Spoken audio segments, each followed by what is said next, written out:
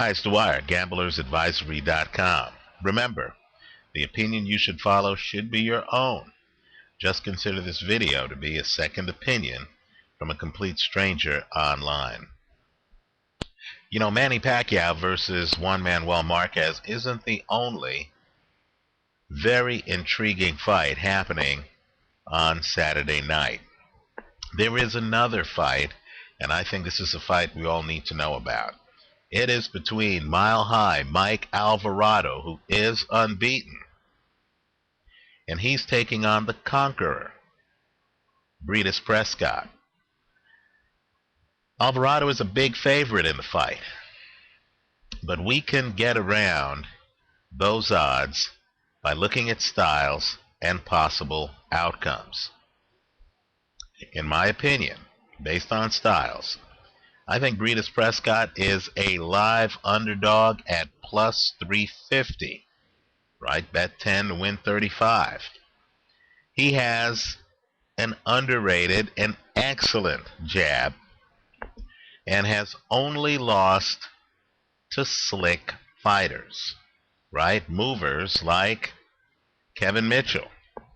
Slick jabbers. Perhaps the slickest jabber in the business. Lightweight champion Miguel Vasquez. And fighters with just general slickness, excellent head movement, Paul McCluskey. Prescott loses to fighters who know how to fight on their back foot.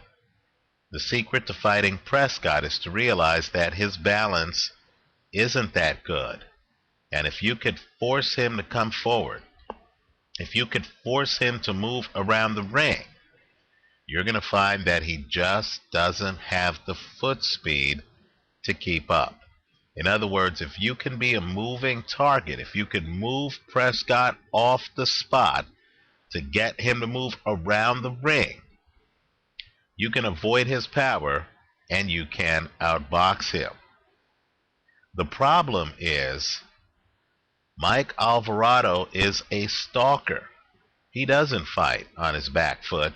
He fights off his front foot, right? Alvarado takes the oxygen out of the room.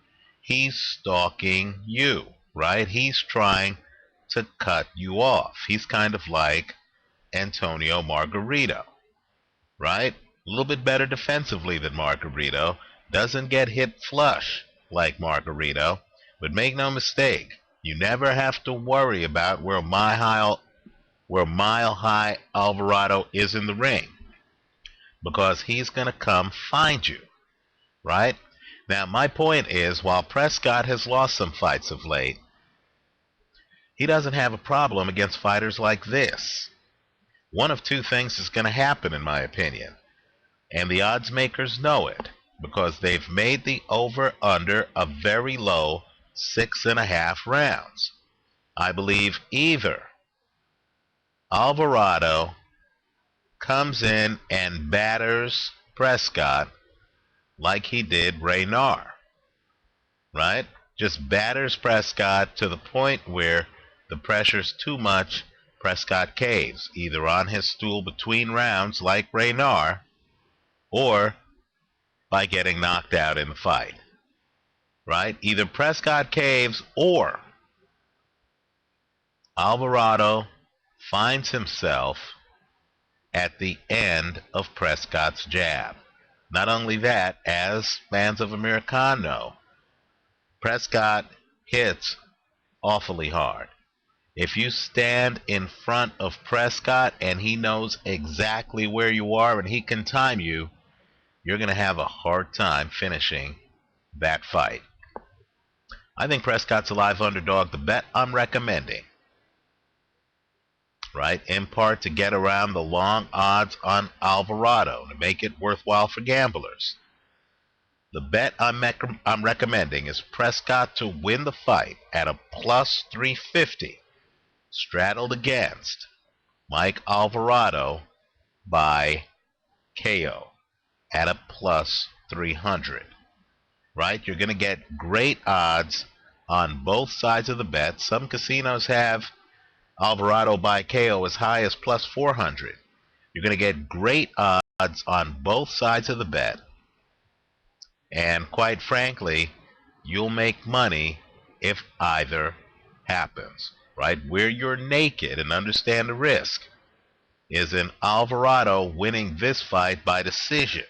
But let me just say, I just don't see that happening simply because, even though Alvarado's the favorite, simply because I believe the man with the best jab in this fight, the man who can actually fight best at mid-range, is actually Breidis Prescott.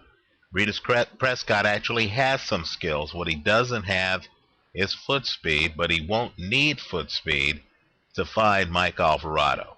I think the posted casino odds are a joke.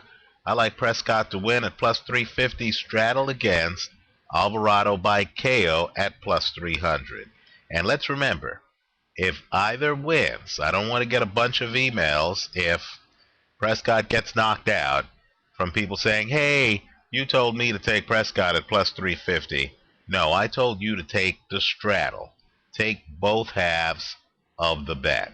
If either wins, you're in the penthouse. But understand, we are leaving a significant possibility of Alvarado by decision. We're leaving that naked. Okay? Understand the risk. You could lose it all if Alvarado wins this fight by decision. Let me know what you think. Leave your comments for me here on YouTube. Visit us at gamblersadvisory.com and predictboxing.blogspot.com. Thanks for watching.